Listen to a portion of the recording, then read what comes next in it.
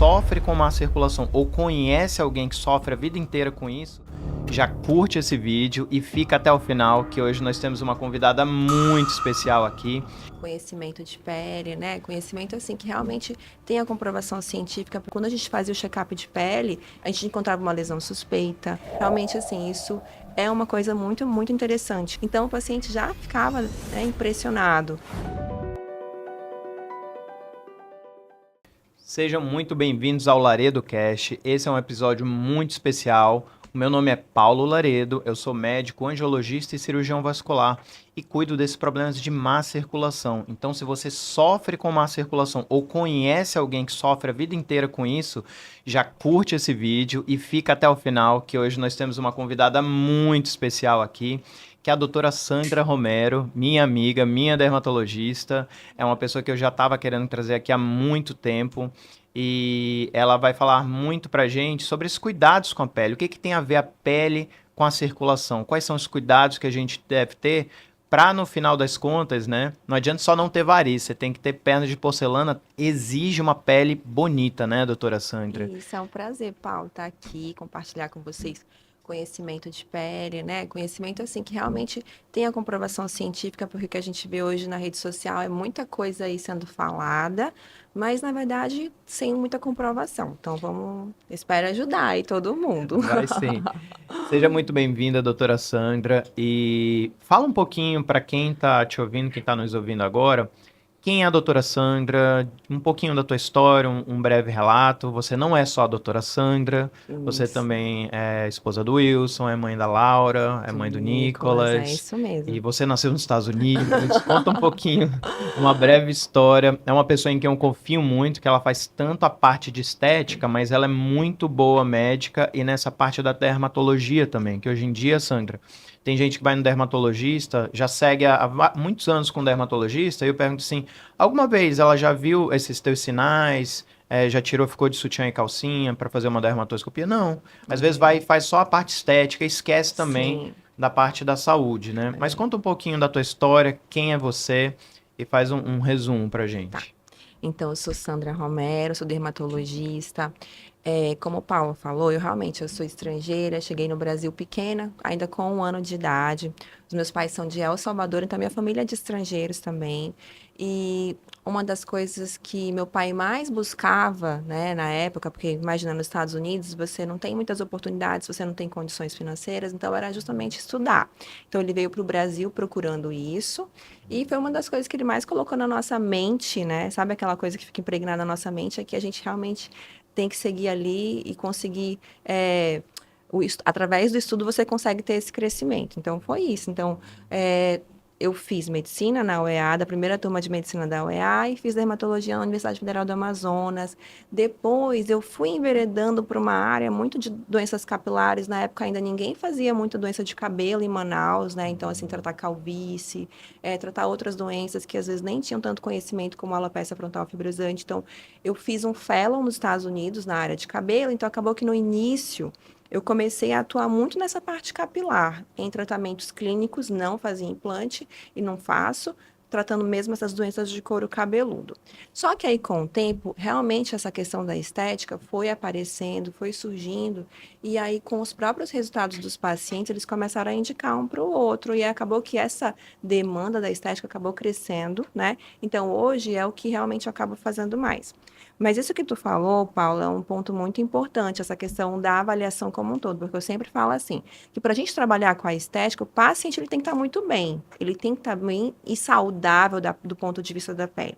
Então, não é tão incomum eu pegar, por exemplo, um paciente que veio pela primeira vez, eu faço toda a anamnese, vejo todas as medicações que ele está usando, se está suplementando, se não está. Se uma mulher, por exemplo, tem indicação, né, de fazer alguma outra medicação oral, ou realmente, às vezes, uma reposição hormonal por conta de menopausa. Tudo isso vai impactar diretamente nos nossos resultados também. E eu sempre realmente faço, eu acho que isso, sabe que assim, falando até para quem está começando hoje em dia nessa área, eu acho que foi um diferencial muito grande quando eu comecei há anos atrás, foi colocar na primeira consulta esse check-up de pele e a cada ano. Porque muitas vezes o paciente ele vinha por uma queixa, ou o cabelo, ou a parte estética, e quando a gente fazia o check-up de pele, a gente encontrava uma lesão suspeita, a gente encontrava um sinal diferente, que tinha que fazer a biópsia. Às vezes nem o paciente notava que tinha aquela lesão e a gente precisava abordar. Então, realmente, assim, isso é uma coisa muito, muito interessante, né? E eu acho que isso foi um diferencial grande quando eu comecei, sabe? Porque toda vez o paciente falava: Nossa, eu nunca fiz essa avaliação, eu nunca passei por uma avaliação dessa. Então, o paciente já ficava, né, impressionado. E eu acho que isso é muito legal. E até hoje eu continuo fazendo, abordando dessa forma. E as pessoas que trabalham na clínica também abordam dessa forma, porque acho que, é como eu falei, a primeira coisa é saber que o paciente está saudável como um todo, para daí seguir a sequência de tratamento estético. Uma coisa só te falar, que eu sempre percebia, e eu acho que para ti vai ser super importante isso, é quando a gente examinava, por exemplo, a parte dos pés, que encontrava aquelas micoses, né, interdigitais, que para o caso da cirurgia vascular é tão importante para evitar aqueles quadros de erisipela e tal, né? Então, às vezes, o paciente não notava, ele tinha, e a gente tinha que tratar também, né? Um paciente às vezes acha que aquilo é o comum. Ele está acostumado com aquela lesão e acha que não é um problema, entendeu? E quando você fala isso não é o normal, isso aqui tem tratamento. Aí ele, sabe assim, parece que vira uma chavinha na mente dele de autocuidado. Entendi. E eu percebo que a maioria das mulheres, homem não tanto, mas as mulheres têm muita dúvida, né? Elas sempre querem falar alguma coisa com o dermatologista, querem tirar uma dúvida, ou uma vizinha falou alguma coisa. Pelo menos na vascular é assim, acredito que é a tua área também.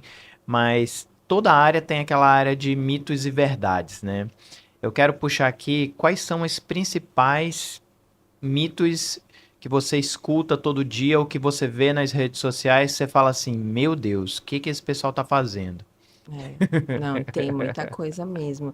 E eu falo que com a rede social as coisas são tão rápidas, né? E uma coisa que às vezes a verdade vira uma verdade muito rapidamente, sem nem ter sido questionado. Recentemente, eu acho que o mais me impactou foi uma a geração Z, não sei se você sabe, né? Tem as gerações. E aí, a geração Z, Até se eu os não me 30 engano, anos. eu não sei se é 20 anos, 25 anos, não sei, mas é mais ou menos em torno de 20 anos.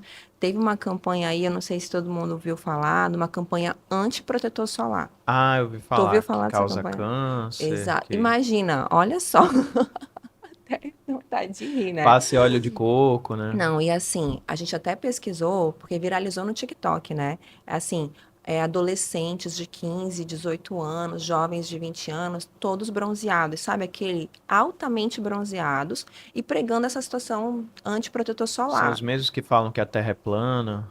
É, deve ser. Mas assim, isso aí, gente, primeiro, né? É totalmente inverdade. A gente sabe que o câncer de pele é o câncer mais frequente que existe. De todos os cânceres que Todos. tem, é o mais frequente com carcinoma base celular. E o principal fator de risco é essa exposição solar intensa, essa exposição solar crônica. Então, essa questão de campanha antiprotetor solar, esquece, não adere, porque realmente não tem nenhuma relação.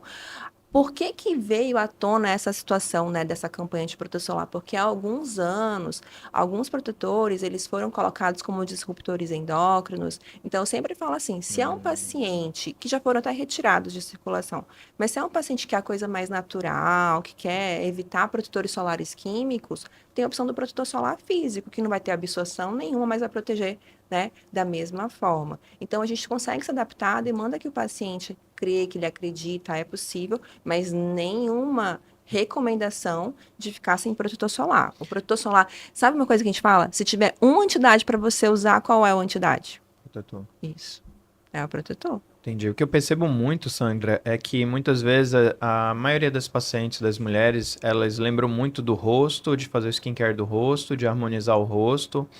Mas recentemente saíram fotos de mãos de famosas, que muitas vezes as mãos, ou até mesmo o cuidado da pele com as pernas, elas muitas vezes delegam aquilo para um segundo plano. Sim. Eu queria te perguntar o seguinte, por exemplo, quando a paciente tem má circulação, um dos principais órgãos afetados é a pele, porque a pele é o maior órgão do corpo, e se ela não Sim, tem um déficit de oxigênio, ou por circulação venosa ou arterial, a pele das pernas começa a ficar ressecada. sim. São duas dúvidas. Primeiro, é tão importante o cuidado do resto da pele do corpo, por exemplo, das pernas, que é o que a gente mais trata, quanto do rosto e das mãos. E segundo, é, justamente essa parte da mulher que ela tá chegando mais na menopausa e vai tendo aquelas alterações hormonais, né? O que que ela pode fazer, se muda em relação ao cuidado da pele ou não? Então, esse período de transição de menopausa é um dos períodos mais difíceis. Nem tanto só a menopausa, mas esse período de perimenopausa, porque na verdade as alterações começam 10 anos antes da menopausa se instalar.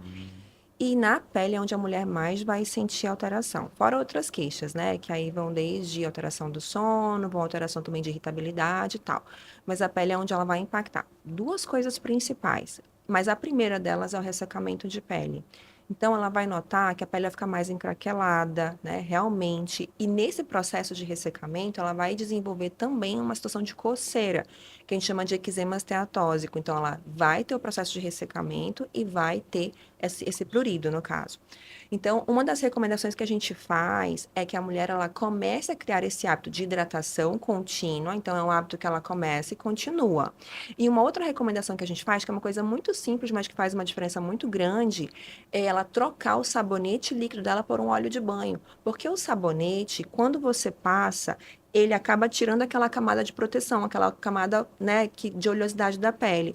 Já o óleo de banho, não vai ter esse efeito de realmente fazer essa lavagem, de tirar essa camada de proteção. Porque ela já não vai ter essa camada de proteção, porque ela não vai conseguir produzir pela menopausa, entendeu? Então, são duas coisas que ela pode fazer já sem problema Mas óleo nenhum. de banho, ele tem detergentes ali, ele limpa Ele ou ele é só um consegue. óleo? Não, não é um óleo que vai permanecer. O óleo de banho, ele vai É conseguir astringente. higienizar. Ele vai conseguir higienizar Aí como você ele troca o sabonete pelo troca. óleo. Isso, troca o sabonete pelo óleo de Rapaz, eu banho. vi um óleo de banho lá em casa, eu nem sabia pra que que era aquilo. Nossa, melhora Mas bastante. limpa. E totalmente, limpa totalmente. Sabe aquela ideia da pessoa, vou esfoliar com bucha? É Sim. péssimo. Então, tudo que for esfoliação, tudo que for atrito, tudo que for tirar essa camada de proteção é ruim. Porque você vai deixar a pele mais seca do que já E tá. a maioria das pessoas não sabem que a fruta, ela tem aquela cerazinha que protege, né? E a Sim. gente tem também esse manto hidrolipídico na Exato, pele, é né? esse manto que a gente está falando. E é isso que quando você entra na menopausa, você deixa de produzir como a gente normalmente produz, e aí nesse processo de sabão, de esfoliação, você já não tem muito, você tira. Aí eu tenho duas dúvidas. Por exemplo, uma vez eu vi uma informação seguinte, ó, que vocês estão tomando banho errado, que não é para usar sabonete no corpo todo. O pessoal toma 2, 3 banhos por dia e é sabonete no corpo todo e bucha, esponja. Pelo menos foi isso que a gente foi É, ensinado. sim. Então, isso é correto? Ou tem gente que fala assim, não, é só certo lavar cabeça, axila, região genital e pé. E o resto não Entendi. passa sabão na pele. Então, a gente foi educado, eu lembro que a minha mãe pegava, né, e É, fazia com aquela bucha de banho assim, ainda falava, vou tirar o ceroto. exatamente. Ela Esfregava. falava isso. Então, na realidade, é aquilo, a gente tem que cuidar, tratar a pele com cuidado e carinho. Cada pessoa é diferente. Por exemplo, tem pessoas que têm uma tendência à dermatite atópica, que não vão nunca poder fazer isso, porque a pele já vem com essa característica de uma pele muito ressecada. Mas realmente, quanto mais gentil a gente for com a pele, melhor. Então, qual é a recomendação hoje? Que você não use sabonetes agressivos, que a gente não use. Eu gosto de usar aquela. Como é que chama aquela bucha de banho? Eu esqueci o nome. Vegetal? Bucha vegetal. Você pode usar no pé, se você quiser, que é uma área ali que suja mais, mas é suficiente. Você pode lá. Aquela pedra pome que fica lá no Lembra que o banheiro. pessoal usava? Pode ou não? Não, Ela gente, agride, né? não, pelo amor de Deus, não pode usar nada disso. Tudo que for excesso, né, de atrito é ruim. Até, por exemplo, se você tem, eles usam muita pedra pome para tratar calosidade, né? A gente tem que avaliar o motivo dessa calosidade aparecer e tratar essa causa. E aquela agressão pode irritar mais e gerar mais calo, né? Exatamente. Então você tem que cortar, vai virando tipo um ciclo. Quanto mais você tira, mais produz. Mas já tem gente indo no banheiro pegar a pedra pra jogar, não? Aham, a pedra e a bucha. E joga fora. Não, E aí troca o sabonete por um óleozinho de banho. Realmente, você vai usar o óleo de banho. Aí, se você estiver incomodado, você pode usar o sabonete nas áreas íntimas, na axila, que é aquilo que eu te falei. Depende muito de cada paciente, de como que é a produção dele. Se tem um paciente, por exemplo, que tem ali, tem um paciente que tem bromidrose, que é aquela situação que a gente fala que é o suor com o odor ruim, por exemplo. Excessivo nas axilas. Isso, aí muitas vezes precisa usar um sabonete específico para essa área, mas no geral, se você fizer essa mudança da troca, é Mas a minha suficiente. dúvida é o seguinte, ó. Vamos dizer que a pessoa toma 3 banhos por Aí dia. não É é. sabão todos os 3 banhos em tudo que é canto ou Não, só em áreas específicas? é igual lavar a mão várias vezes ao dia, tá? É igual lavar a mão várias vezes ao dia. Quanto mais você lava a mão, mais o que que acontece com ela? Fica ressecada. Exatamente. Então, a mesma coisa do banho com relação ao corpo. Se você tomar muitos banhos ao dia, você vai também ter esse mesmo problema, entendeu? Então, a ideia Hum. é 2 banhos ao dia é o ideal. Só que tudo depende da rotina do paciente também. A minha filha tem dermatite atópica. Ela ama ir para a piscina, ela ama brincar no chuveiro. Só que eu sei que essa condição que ela tem não pode ficar tomando muitos banhos. Então a gente sabe que se ela se expuser, ela vai piorar, entendeu? Então o ideal é realmente controlar a quantidade de banhos. E eu tenho outra dúvida. Em relação à microbiota da pele, que hoje a gente fala muito, né? Tem gente que compra Protex e usa Protex para matar a bactéria a vida inteira, só que a bactéria é boa, ela tá lá por um Exato, motivo, então ela faz parte da saúde da pele, assim como da saúde da boca, da exatamente. saúde do intestino. E hoje está muito evidente o benefício das bactérias boas, né, no funcionamento. Isso. Existe alguma reposição? Eu já vi alguns trabalhos científicos, por exemplo, eu estava com um paciente que tinha problema de má circulação nas pernas, pé diabético, e estava com uma dermatite, aquela ferida estava difícil de fechar, e ele só tomava banho com Protex a vida inteira dele.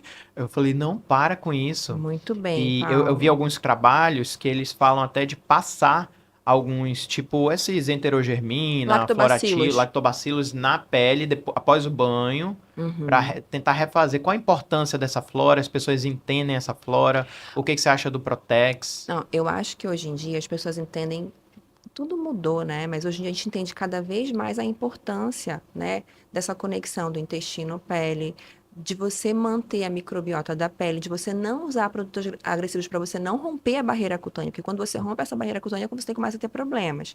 Então, assim, Protex realmente a gente não utiliza, tá? Eu acho que nem deveria ser vendido, mas enfim, tem muita gente que utiliza. Então, tudo que for antibacteriano não é para usar dessa forma indiscriminada. É aquilo que a gente estava falando, ser gentil, né, com a pele.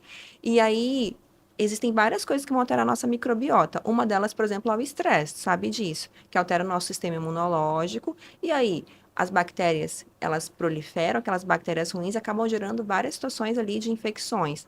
Então, por isso que é tão importante você manter essa microbiota, porque a bactéria boa, ela vai ajudar a equilibrar ali e evitar que aquela bactéria ruim se prolifere e se desenvolva. Então, eu sempre recomendo. Primeiro, não romper a barreira cutânea. Como é que a gente não rompe a barreira cutânea? Não usando esses sabonetes, não usando excesso de sabonete, não Bucha. usando a bucha, exatamente. Então, a gente vai trabalhar muito mais ali na causa do processo.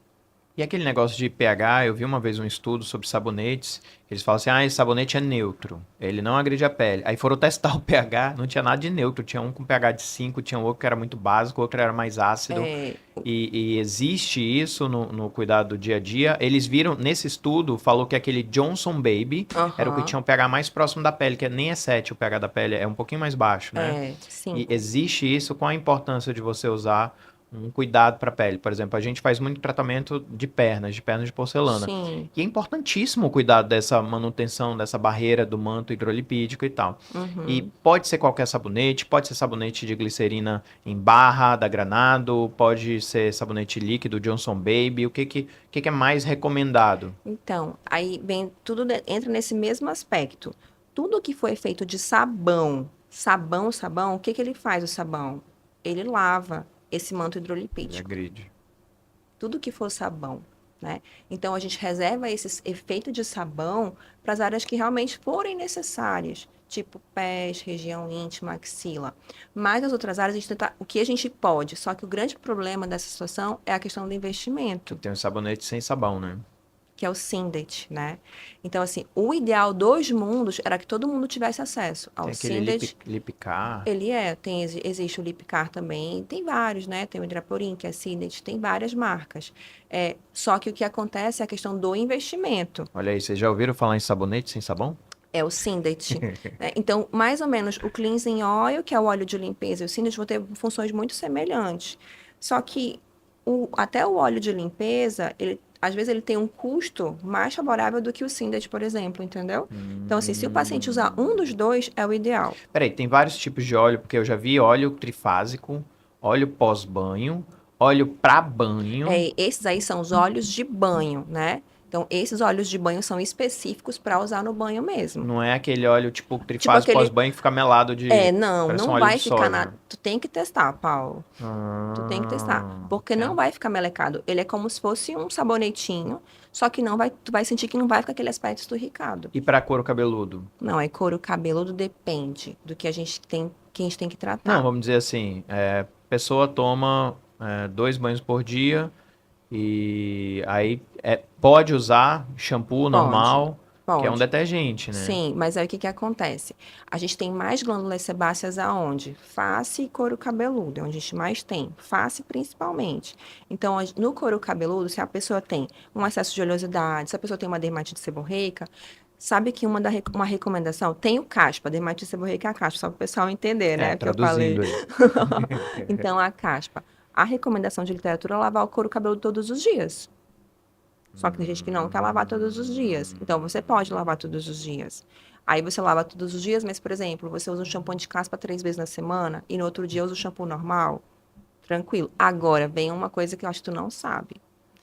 Principalmente para as mulheres, né? Que tem aí que sofrem com caspa. Você precisa lavar o couro, mas você não precisa lavar o cabelo todo dia. Como é que é, doutora Como é Sônia? que... Traduza aí, explique em miúdos.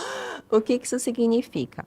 A gente não precisa passar o shampoo no cabelo todos os dias. E até é recomendado que não passe. Aqui deixa lá de molho e tal. O que que a gente faz normalmente? Essa é uma dica também muito legal, que eu sempre falo para os meus pacientes que sofrem com oleosidade e com caspa.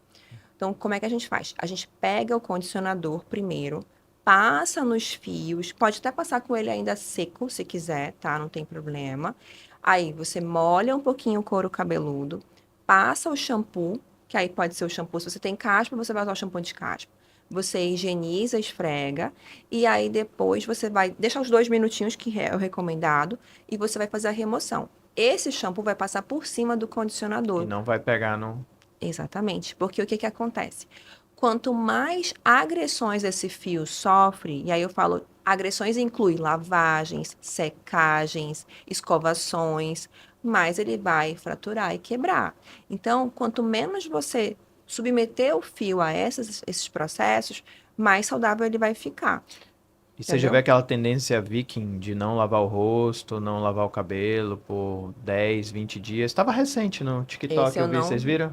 Essa eu não vi, Viu? gente. É viking, é tipo assim, somos neandertais e Acho que os o cabelo não vai neandertais nem sair não. do local, então, né? Vai ficar daquele jeito duro. Não, mas eu vi, era mais pra rosto. Eles falam assim, ó, os neandertais não lavavam, então o ideal, a nossa pele tá preparada para não ser lavada, para não ser agredida, né? O que que você Não, tem eu não ouvi falar disso, né? é uma Dessa. trend, Não, não ouvi falar dessa trend. mas o que Também que não você... recomendo ficar sem 20 dias sem lavar o rosto. Porque pelo que você falou, o corpo é uma coisa, aí axila, área genital é outra, rosto é outro, couro cabeludo é outro, né? É, Então, por exemplo, você falou que o rosto ele tem muitas glândulas sebáceas. tem. Outra coisa que eu ia te perguntar, por exemplo, o rosto geralmente a gente fala em pele, pele oleosa, pele mista, pele sensível, pele acneica, vários tipos de pele. Sim, sim. Existe também, por exemplo, eu vou fazer um tratamento, o paciente está tratando varizes, que é o mais comum, ou lipedema, Certo. e ela tem que tem muita mulher que passa, fala, doutor, eu passo hidratante 2, 3 vezes ao dia, eu chego lá, a pele totalmente ressecada. Eu falo assim, existe uma forma do rosto dela ser oleoso e a pele do corpo seca? Sim. Às vezes eu pego uma paciente e eu percebo uma diferença com relação até face e pescoço, qualidade de pele. Às vezes a pessoa tem uma pele do rosto super firme, grossa, densa, e a pele do pescoço fina Uau. e flácida. Então, sim, cada área vai ter uma característica diferente. E isso pode acontecer no corpo também. No caso das mulheres, O que a gente tem que investigar nesse caso, por exemplo? É importante a gente ver causas secundárias. Se tem um caso desse, como esse está me falando, da pessoa, tipo, já usar o hidratante e ainda assim perceber a pele ressecada, eu tenho que procurar outras causas. E a principal delas vai ser hipotireoidismo, por exemplo. Ou Então, pode ser hormonal também, hormonal, menopausa. sem dúvida. Então, tu tem que investigar outras causas. Então, assim, às vezes, é um hipotireoidismo subclínico, às vezes pode ser ali uma perimenopausa. Tem que ver o aporte de água dela também, o quanto ela toma. Então, se a paciente fala, ela é disciplinada, não toma tantos banhos ao dia, assim como, 4, 5 banhos. Usa ali o sabonete apropriado, um óleo de limpeza, um Sindet. Usa o hidratante 3 vezes, ainda tá seca, tem que investigar. Ou ela tem uma causa secundária, ou a não ser que seja uma coisa genética, que já vem desde criança, né? Que aí é uma xerodermia, né? Já genética mesmo, que existe essa possibilidade também, que é esse ressecamento de pele tão intenso. Mas eu te pergunto assim, tem muita, eu vejo que tem hidratantes e hidratantes. Sim, Tem, eu te pergunto, é muito importante a qualidade, o tipo, tem gente que escolhe hidratante, muitas vezes assim, esse aqui é de ameixa, esse aqui é manteiga de garité, esse aqui eu gostei do cheiro dele. Só que sim. eu vejo que a paciente usa e aquilo não Isso funciona. tem, sem dúvida nenhuma. Às vezes a pessoa chega sem desmerecer, tá, gente? Eu falo assim, eu falo que, por exemplo, você vai usar um hidratante boticário, um hidratante desse sentido. Se você não tem problema de pele, é uma pele normal, você pode usar sem problema nenhum. Aquele hidratante Victoria's Secret, cheirinho e tal. Mas tipo assim, essa parte de corante, aromatizante, isso Sim, influencia ou pode não? ter alergia, é maior chance de ter alergia. Porque eu Não é o vejo que os mais mais comum. tops, eles nem têm cheiro e nem têm Não cor. tem, não vão ter. Agora, se eu tenho um paciente que ele já tem um problema de pele, ele tem ali uma condição, ele tem um ressecamento fora do comum, você não vai usar um hidratantezinho desse, assim, que é o comum cosmético. Você vai usar um outro produto. E aí você pode escolher uma base de ureia, você pode usar a base de lactato de amônia. Eu gosto muito para mulheres menopausadas, né? Ou perimenopausa. Aí depende também porque a mulher ela tem que aderir ao tratamento. Então, a cosmética do produto também é importante. Então, não é só o produto, é a cosmética do produto, porque se ela não gostar, ela não vai usar, E aí né? não vai ter resultado Não também. vai ter, porque tem que ter aderência. Então, a gente pode usar creme, gel creme, depende muito de como que é a rotina dessa mulher, entendeu? Então, essa escolha, ela também é baseada nesses aspectos. E o ideal, por exemplo, o cuidado da mulher, a gente tem muita mulher ali na pós-menopausa ou na perimenopausa. Essa é a grande maioria. Eu Isso. vejo também, ia te perguntar, não sei se você tem essa impressão, ou se tem estudos sobre isso, que a menopausa, a mulher ela perde colágeno diferente do homem, né? Uhum. Muitas vezes ela chega ali na menopausa, cara, parece que doutor tudo, entrou em flacidez, minha pele ressecou, É uma mudança muito ressecamento radical. vaginal, é alteração, é muita alteração junto ao É, mesmo tempo, né? muita. Porque a gente tem receptores de estrogênio na pele também. Então, quando você tem uma queda, essa queda ela não vai acontecer do dia para a noite, ela vai acontecendo progressivamente, mas a mulher ela vai sentindo esse processo acontecer. E quando a menopausa se instala efetivamente, que a gente fala que existe aquela interrupção e a parada da menstruação, que é aquela menopausa, a mulher ela sente um grau de flacidez muito intenso. E o que eu te falo é assim, tanto que a gente fala muito do banco de colágeno, né? O que que é o banco de colágeno? Por exemplo, eu tô com 42, vou fazer 43. É você tentar melhorar o máximo que você puder, porque eu estou no processo já de perimenopausa, né? Então, acredita-se que ali até os 50 anos ela vai acontecer. Então, você vai fazendo o teu banco de colágeno, porque a capacidade de formar o colágeno nesse período é muito maior do que na pós-menopausa, entendeu? Para que quando acontecer esse processo que é esse processo de perda, né, do estrogênio e a flacidez, ela não aconteça de forma tão intensa.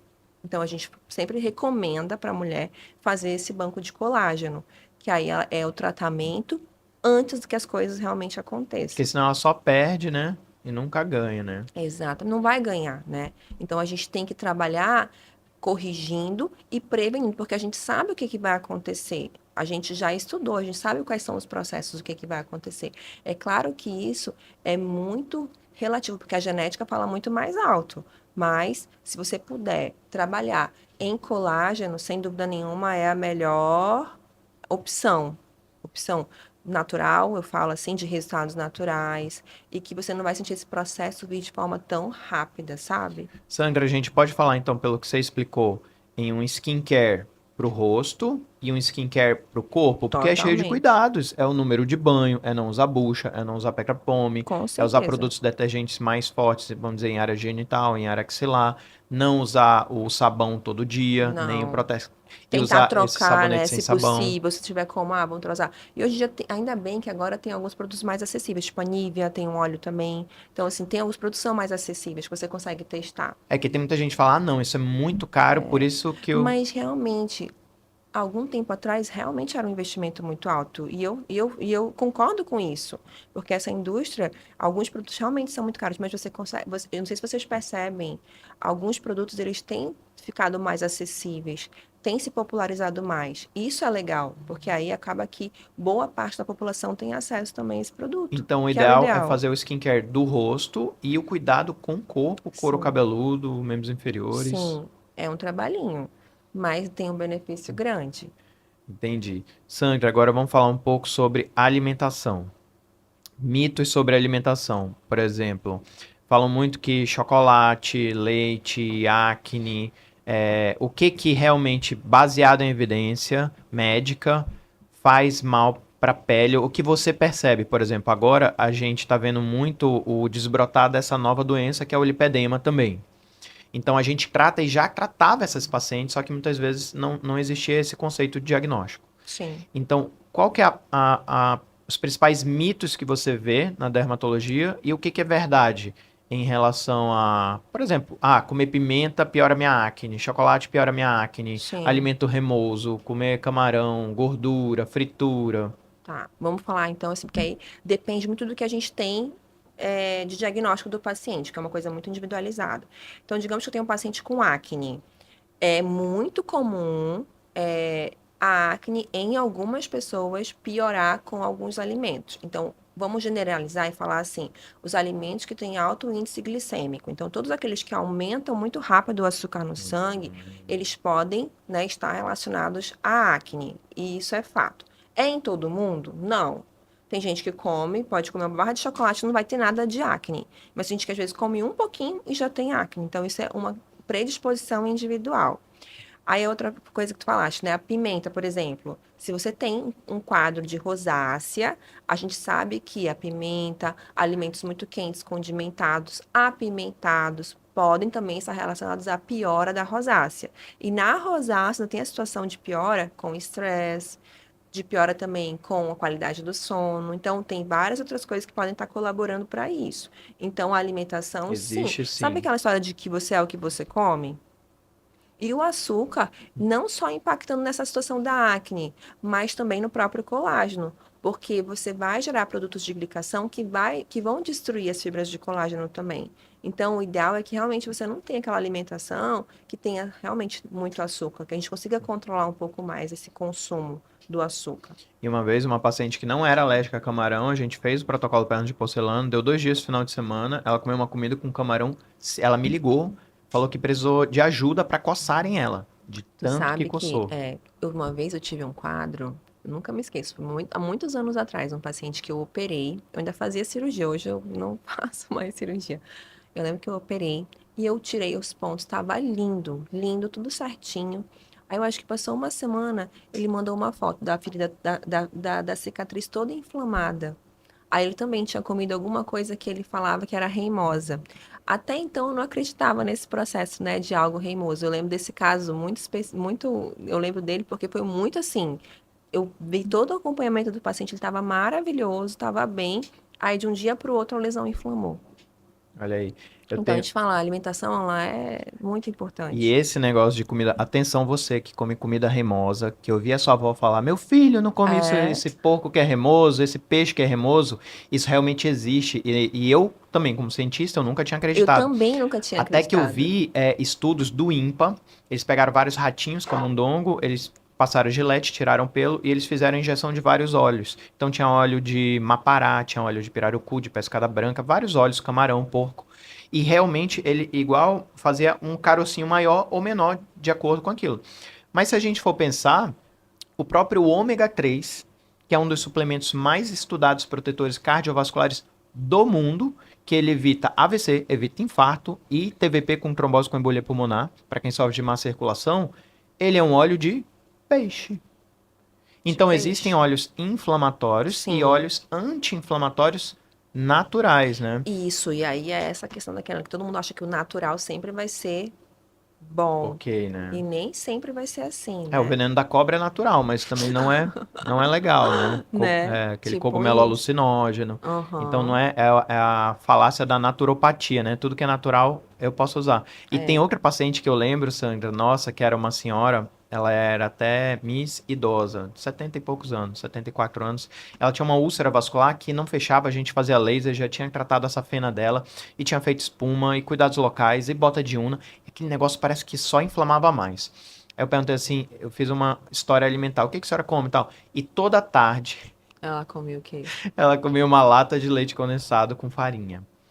Aí eu falei assim, não, tem estudos, principalmente do açúcar, Sim, do alto índice total. glicêmico e da proteína do leite da vaca, que é principalmente a caseína A1. Eu falei, não, pare de comer isso. E mudou e fechou o negócio. Eu falo assim, a alimentação, eu percebo em mim, Paulo. Se eu exagero no café, a minha pele fica toda ressecada. Assim, se eu tomar 4, 5 cafés no dia, eu sinto até no Fica. pescoço, assim, sabe? A pele fica mais ressecada, mais fininha. Então, você realmente preste atenção no que você consome.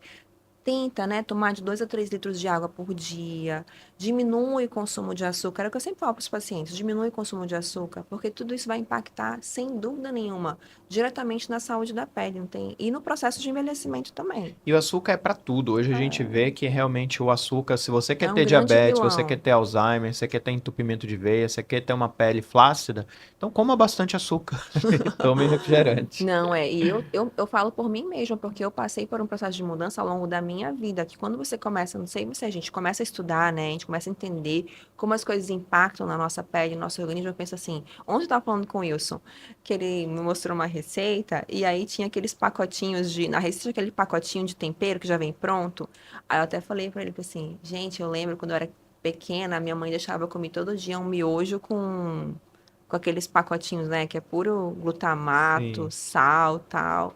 Falei, gente, hoje a gente tenta evitar todas essas coisas, né? Agora outro mito que eu quero te perguntar. Protetor solar causa deficiência de vitamina D? Esse foi um Hum, mito que eu achei. Não, não tem Não nada tem disso. relação. Tem até um trabalho que foi desenvolvido, eu não lembro se foi no Rio de Janeiro, que fala que a exposição habitual é suficiente por 10 minutos para produzir a quantidade de vitamina D que a gente precisa para o dia a dia, que é normalmente 600 unidades, né? É suficiente. Então, você usar o protetor solar todos os dias, E a não diferença dá para dar essa desculpa. não tem essa Não desculpa, é tem. mito, então, mito. Eu tô com a vitamina D baixa. Não, não existe isso. Outro mito é diferença entre protetor 50 e fator de proteção 100. Vale a pena o investimento ou é só repassar mais vezes? Não, realmente, o que que acontece é que um vai bloquear 96% da radiação e o outro 98%. Então, a diferença realmente é muito pouquinha, tá? Eu falo assim, pro dia a dia, o dia eu falo o habitual da gente, né? Que a gente vai, não fica exposto diretamente. Depende muito do tom da pele do paciente. Então, um fototipo, né? 2, 3, tá ok você manter acima de 50 para cima. Uma Só pessoa. explicando para o público, O que que é é o mais a pele fototipo? mais A clara, pele né? mais clara. Então, um paciente de pele mais clara, você deve usar realmente acima de 50. Um paciente com pele morena, você pode usar acima de 30 e tá suficiente. E Hum. reaplicando. Se você fizer uma reaplicação, pelo menos ali, a cada 3, 4 horas, para o dia a dia. Agora, é diferente o dia a dia de exposição solar. Tô numa piscina, tô numa praia, tô numa lancha, tô no jet ski. É completamente diferente. Você vai optar por um filtro, se possível, resistente à água. Você vai optar por um filtro de proteção mais alta, acima de 50, e você vai reaplicar a cada 2 horas ou a cada mergulho que você tiver na água. E não tem problema usar protetor, por exemplo, aqueles protetores, tem uns stick, uns que passam o dia todo, o dia inteiro com aquilo no rosto, não vai trazer Não, esses nenhum que são mais malefício para a resistentes, pele. aí você chega em casa e remove. Se ele é um protetor resistente à água, a gente usa muito o cleansing oil para remover. porque, Entendi. né, ele vai grudar um pouquinho mais, ou ele vai ajudar a remover mais fácil, porque só o sabonete às vezes não vai ser suficiente. Outra dúvida, existem níveis adequados de vitamina D que você cobra para seus pacientes para uma saúde da pele saudável? Por exemplo, saiu agora num estudo do recente do consenso do lipedema, que as pacientes que têm varize e lipedema principalmente, elas têm uma tendência a ter a vitamina D mais baixa e até dificuldade em absorver. E muitas vezes a Sim. gente faz uma injeção Tu faz intramuscular. intramuscular, né? Como é que você vê, você cobra níveis adequados, ideais para a saúde Total. da pele? De várias coisas, não só da vitamina D. A vitamina C, por exemplo, sabe que é uma coisa super frequente, deficiência de vitamina C, Paulo? Sim. E a vitamina C é cofator para a produção de colágeno também. Então, muitas vezes eu doso vitamina C, o ferro, a vitamina D, vejo se o paciente não tem anemia, porque senão, é aquilo que a gente estava conversando. Para ele ter uma resposta adequada, você tem que avaliar todo esse Tudo. processo. Tudo. Eu avalio qualidade do sono, porque o sono ele vai regular muitas outras coisas, inclusive essa produção de colágeno. Então, tudo isso a gente faz essa anamnese no momento que a gente recebe o paciente pela primeira vez. Tá, agora algumas tendências que tem na internet é principalmente de aquele faça você mesmo em casa. Aí eu tava pesquisando as principais, é assim, passar limão, desde passar limão na Ai, pele, pasta gente. de dente, ácido caseiro e microagulhamento doméstico. Já pensou? Aí eu te pergunto assim, quais são os riscos de você ver um negócio na rede social e querer fazer aquilo em casa? Então, assim, a gente sabe, todo dispositivo com agulha nunca vai ser reutilizado. Então, por aí, a gente já tira aqui esse negócio de microagulhamento para fazer em casa. Existe todo um processo de limpeza, de higienização, anestesia, tudo isso para você conseguir fazer um procedimento desse em casa. Então, assim, se você quer fazer uma rotina de cuidados, vou dar algumas dicas, porque é claro que isso tudo, né, a gente não recomenda que seja feito. Mas se você, não, eu não tenho como ir num dermato, e quero começar a me cuidar, então o que você pode começar a fazer? Primeiro, sempre procurar produtos de forma gentil, nunca vai procurar aqueles produtos tão agressivos para a pele. Então, por exemplo, não sei se vocês lembram que teve uma época, todo mundo querendo usar tretinoína, Sim, tá? Porque viralizou a tretinina, que até acabou nas farmácias, não tinha era tretinina o nas farmácias, Vitacid, né? Vitacid. Só que não é todo mundo que pode usar Vitacid. Então, eu peguei várias pacientes com quadro, assim, de irritação, vermelhidão, que desenvolveram manchas pós-Vitacid, porque não estavam usando o produto adequado para a pele. Olha aí, gente, sempre consultem seu médico, É o ideal, dermatologista. é o Não façam ideal. nada da sua cabeça, porque o Isso, risco é muito grande. exatamente. Eu estava até esses dias explicando. A gente tem tantos tipos de ácido, tem a tretinoína, tem o ácido salicílico, tem o ácido glicólico, o ácido mandélico. A gente vai escolher o ácido de acordo com o que eu quero melhorar na pele do paciente. Então, essa escolha ela é muito individual. Mas tudo bem, eu não tenho acesso, não consigo no dermato agora e quero melhorar. Você vai procurar sempre ser gentil, um sabonete suave. Você pode começar com a hidratação, com um sérum de ácido hialurônico, por exemplo, que é para hidratação especificamente, porque isso faz muita diferença com relação à pele. E o filtro solar. É uma rotina básica, mas que você consegue colocar em prática sem efeitos adversos importantes que eventualmente possam acontecer. Diferente de começar um ácido, por exemplo. Porque você vai ter várias situações que podem acontecer, como nesses casos que eu te falei, entendeu?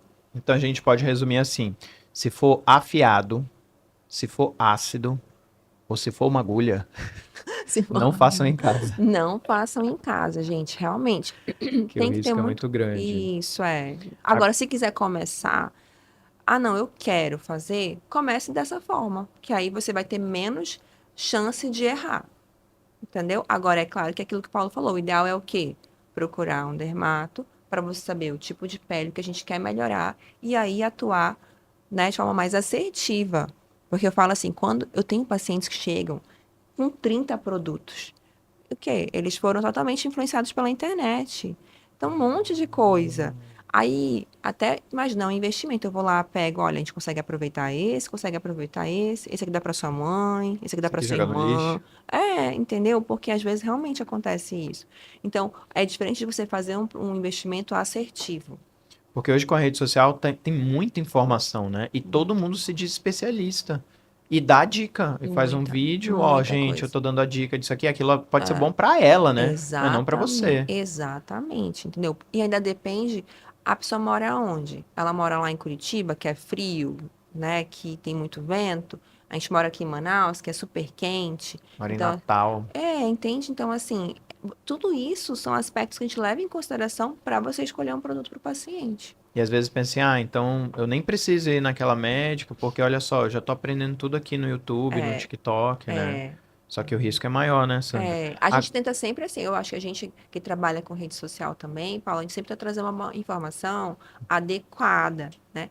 Mas tem coisas que realmente é a avaliação. Tem gente que às vezes manda uma foto de pinto e fala, Sandra, o que que tu acha disso? Eu tenho que olhar com o aparelhinho, tenho que olhar com a dermatoscopia para poder dizer exatamente o que que é. Se é uma lesão Então, olha suspeita ou só, não. gente, resumo da ópera. A rede social ela é muito boa para você ter um contato ali com um profissional, com um especialista, saber algumas dicas gerais, mas ela não Substitui. substitui uma consulta médica, tá? Uhum. Próximo passo, Sandra, um tópico que é muito comum no consultório é o melasma. O melasma, a gente sabe que é uma condição da pele, muitas vezes fazendo um tratamento, aquele é uma tendência, né? Você tem que fazer um tratamento e dificilmente tem uma cura. E a gente percebe também nas pernas, nos membros inferiores, a mesma tendência de hiperpigmentação pós-inflamatória. O que que é Sim. isso? A gente acabou de abrir uma caixinha e tem muitas perguntas. Doutor, eu fiz procedimento, eu fiz espuma, eu fiz laser, ficou mancha. A gente sabe que tem manchas que têm a ver realmente com a má circulação, com depósito de hemosiderina, Sim. mas existe essa tendência genética da pele, Sandra. Por que que o melasma ele não some, ele não melhora e depois volta? Tu sabe que assim, o melasma nos últimos anos tem muita coisa nova surgindo. Antigamente, o que que era o tratamento? Você usava um creme clareador, clareava, depois parava, voltava. Esse era o que na maioria das pessoas fazia. Hoje a gente já tem outro entendimento com relação ao melasma. A gente sabe que é um melanócito doente, né? Que ele tem uma produção de melanina completamente alterada. Então, o que a gente tenta trabalhar hoje em dia é melhorar a função dessa célula com tratamentos regenerativos. O tratamento regenerativo ele vai justamente atuar dessa forma. Então, melhorando a função do fibroblasto, por exemplo, melhorando a função do melanócito, fazendo com que aquele melanócito que está produzindo de forma doente, ele tente se regenerar e produzir de forma mais correta. E isso vai impactar, hoje em dia a gente sabe disso, não apenas no uso de um clareador, não vai ser só isso. Você vai ter que trabalhar de forma regenerativa, atuando com lasers, por exemplo, mas com laser normalmente de pulso frio, para não ter aquele aquecimento, não ter um rebote. A gente vai atuar também com as medicações orais, que vão ter uma ação anti-inflamatória, que vão ter uma ação também clareadora. Então, a gente usa muito ácido tranexâmico se o paciente não tiver contraindicação.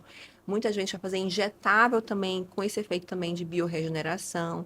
Então, a gente acaba atuando dessa forma. E até hoje em dia tem um novo trabalho, acho que foi publicado também recente, falando inclusive da nossa flora intestinal, que vai atuar também na produção de estrogênio. Então, às vezes a gente pegava uma paciente com melasma que nunca tinha engravidado, nunca tinha tomado anticoncepcional e não entendia o motivo dela ter, por exemplo, um melasma. Então, a gente sabe que hoje, a depender da microbiota que ela tem, ela pode ter uma produção a mais ou não de estrogênio também. Então, tem tantas outras coisas assim associadas. Então, a gente acaba trabalhando de forma sistêmica, oral, e atuando na regeneração. E junto a gente coloca também o clareador. Então, hoje é completamente diferente esse processo do tratamento do melasma. Eu lembro que teve uma época do melasma que era mais agressiva, né? Microagulhamento, laser com endpoints mais agressivos. Se Isso. abandonou também. Então, o microagulhamento ele ainda é utilizado, porque ele vai também ter um efeito de regeneração. Tem um trabalho científico, eu até já falei sobre ele no Instagram, de uma paciente que fez um tratamento com microagulhamento de um lado do rosto e do outro lado ela não fez tratamento com microagulhamento. O lado que ela fez o microagulhamento teve uma resposta positiva com relação ao melasma, comparado ao outro lado. Então, vários pacientes fizeram um procedimento só de um lado do rosto. Então, a gente consegue, é isso que eu te falo, a gente consegue perceber a importância da regeneração, do estímulo de colágeno hoje, nesse sentido. Antes, a gente não indicava os procedimentos tanto para os pacientes do melasma, era basicamente o clareador.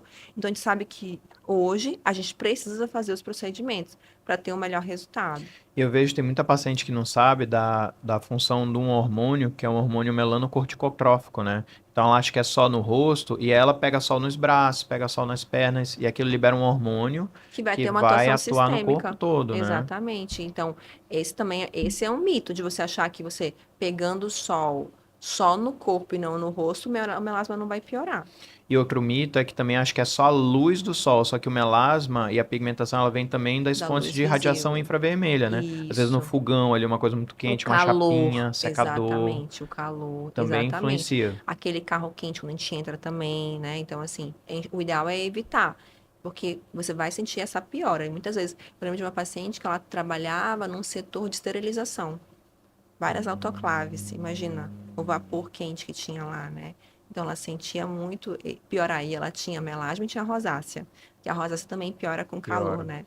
Exatamente. E agora é diferente esse melasma, a fisiopatogenia da manchinha dos vasinhos, que aí já é uma outra forma de atuar, né? Que aí é que nem tu falaste, da hemociderina.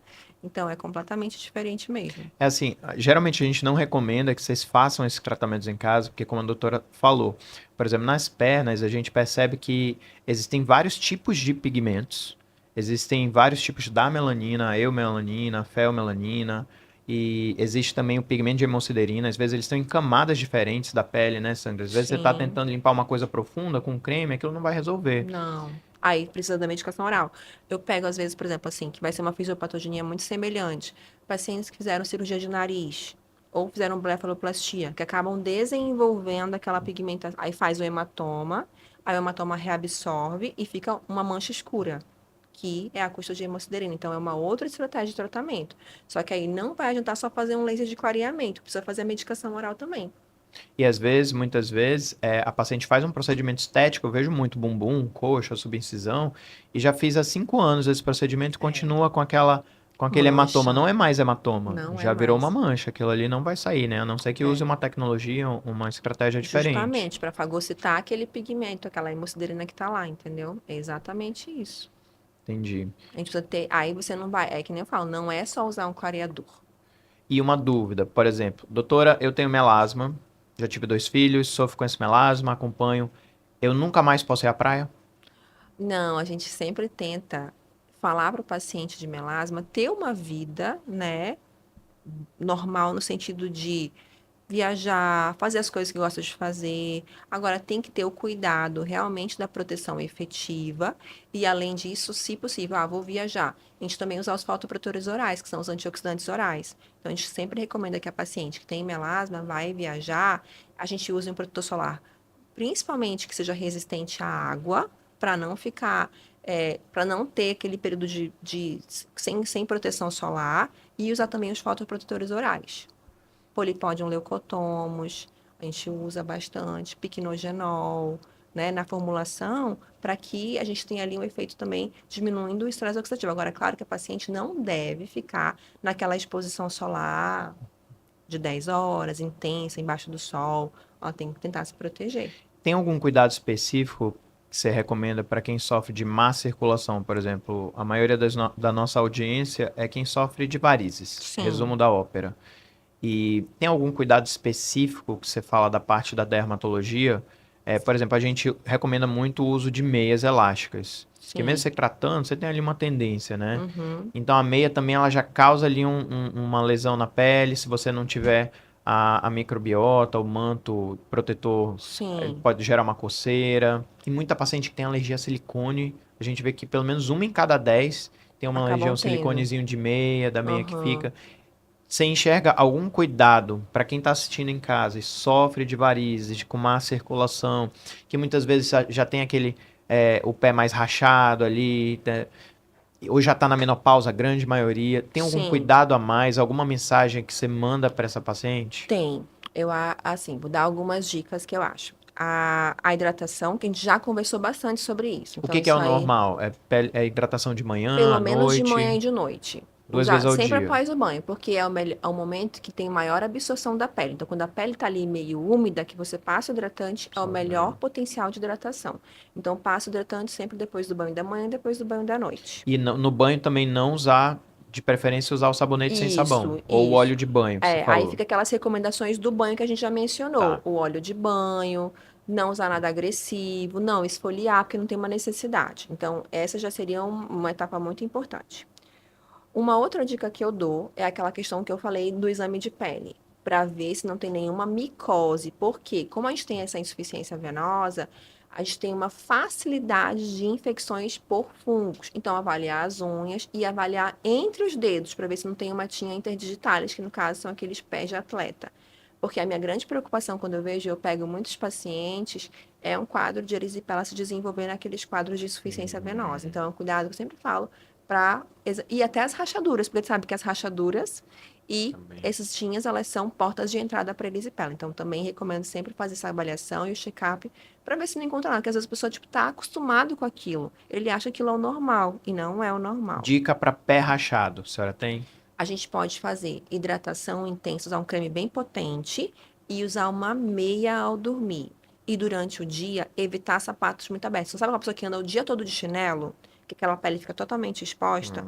Fora o Hum, controle de peso, porque a rachadura do pé é muito mais frequente se a pessoa está com sobrepeso. Então e aí aí? ela faz uma pressão muito grande, né, no calcânio e faz a rachadura do pé. Então, hidratação, pode usar uma meia, colocar à noite e dormir com a meia. E a questão do sobrepeso e não usar sapatos muito E abertos. não ficar esfolhando nem raspando. Não ficar. Então, a gente falou sobre hidratação, falamos sobre esse cuidado com os fungos, com as rachaduras. Uma suplementação de vitamina C eu sempre faço, porque aquilo que eu falei, às vezes a pessoa não sabe que tem Hum, deficiência, de 500 miligramas a 1 grama por dia, a depender, porque também melhora muito. Ele fortalece a parede do vaso e diminui aquela, como tem aquele aumento da pressão pelas varizes, que ele extravasa, né? A hemácia extravasa, então a gente tenta fortalecer essa parede do vaso também. Então, eu deixo muito a reposição de vitamina C. legal. O que mais, Paulo? É muito interessante isso, porque eu fui medir a minha vitamina C e hoje em dia as frutas e verduras, eu vi um estudo que elas não têm o mesmo nível de vitamina, nem o mesmo nível de magnésio, selênio e micronutrientes. Você está comendo uma fruta linda, maravilhosa, uma selga fantástica, e ela tem 70% menos nutrientes, né? Então eu estava já com a minha vitamina D em níveis quase de hipovitaminose. A D, A C, a perdão. C. Então, é importante que ela falou, olha aí, ó, já peguem a dica do banho, do óleo de banho, da Sim. hidratação. Se você não tem problema de pele, pode ser qualquer hidratante, mas de preferência, se você tem algum problema de pele, um que é ali que não vai agredir tanto, mais Vou dar uma especial. dica, eu acho que assim, porque eu sempre penso no bom custo-benefício. Então, a linha daquela linha CeraVe é um bom custo. Então, você consegue utilizar um produto que é bom e consegue fazer um investimento mais assertivo. É melhor do que comprar, às vezes, um hidratante cosmético, tipo um Victoria's Secret. Então, você investe no que realmente é bom. E eles têm uns potes de quase meio quilo, de Sim, sim. 450 gramas. Então, vale super a pena. É, hoje já tá mais Acessível. acessível, né? Lembra que antigamente as pessoas queriam comprar tudo fora? Hoje não tem mais necessidade, porque já tem aqui. E, por exemplo, é importante também esse mesmo cuidado do sol, do protetor solar nas pernas, tanto quanto no rosto. Sim, tu sabe que as pernas é um dos os lugares de maior incidência, inclusive, de melanoma em mulheres.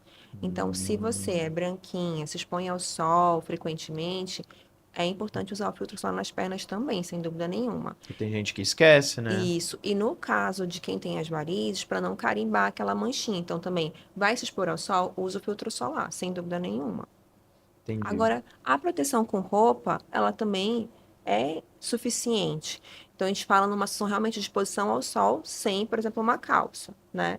Tipo, se eu vou Entendi. usar uma calça, não tem necessidade de passar. Entendi.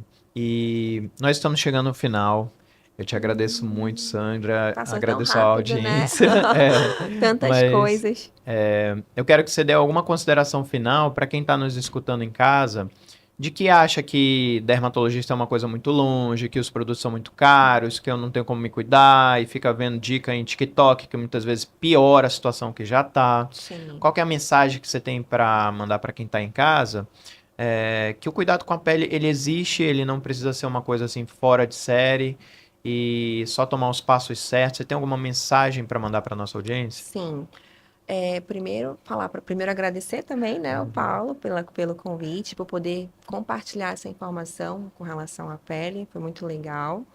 E falar para você assim, que se você primeiro tiver que usar um produto, que você escolha sempre o filtro solar, porque a gente vê o impacto que o uso do filtro solar ele faz a longo prazo. As pessoas às vezes não têm esse conhecimento do realmente o que a exposição solar ela pode provocar na pele do paciente. A gente trabalha com isso, a gente vê pessoas que se arrependeram de terem se exposto tanto, sabe? Na idade mais jovem. Então, é a dica que eu coloco aqui. Então, um anti-idade é o protetor solar, sem dúvida nenhuma. E lembrar que o que a gente é o que a gente come. Então, também cuidar com essa questão da alimentação. tentar se alimentar o mais saudável possível. A gente sabe, pode parecer uma coisa tão boba, né, e tão simples, mas já gera um impacto gigante. É, outra coisa, numa dica com consulta de dermatologista, por exemplo, que você vai, seja sincero, leve seus produtos, leve tudo que você utiliza. Se você não tiver, fale as suas possibilidades para que a pessoa ela trabalhe e que você realmente consiga fazer aquilo que foi proposto. Porque eu sempre falo que a pior coisa é você investir um valor, por exemplo, numa consulta, mas você não conseguir executar aquilo que foi proposto. E isso é importante ter essa troca, né? Eu sempre falo, a troca do paciente com o médico, para que um fale para o outro o que realmente dá ou não dá para fazer. Se é um paciente meu homem que fala assim, Sandra, eu não vou conseguir fazer, eu tento fazer a coisa mais enxuta possível, para que ele consiga começar. Então, essa troca, ela é importante. Então, é uma dica que eu deixo também. Leve os produtos, fale realmente o que você pretende e se você pode ou não pode, o que você quer ou não quer fazer. Porque tem gente que, eu sempre tento me adaptar e me ajustar à demanda do paciente. Legal. E deixa tuas redes sociais, Sandra, onde é que as pessoas podem te encontrar? Tá? A minha rede social pessoal é sandraromero.dermato. Então, se tiver qualquer dúvida, a gente vai colocar, né, no Instagram. Se vocês tiverem qualquer outra dúvida, vocês podem mandar lá que a gente vai responder. E lembrem de deixar também nos comentários que para Isso. dermatologista a gente sempre tem uma dúvida. Pelo menos eu É, tenho. Então, gente, a gente fica por aqui. Muito obrigado, Sandra, pelo seu obrigada, tempo, pelo seu Paulo. carinho, pelas suas informações, são valiosíssimas. E a gente se vê no próximo episódio. Tchau, beijo para vocês. Tchau.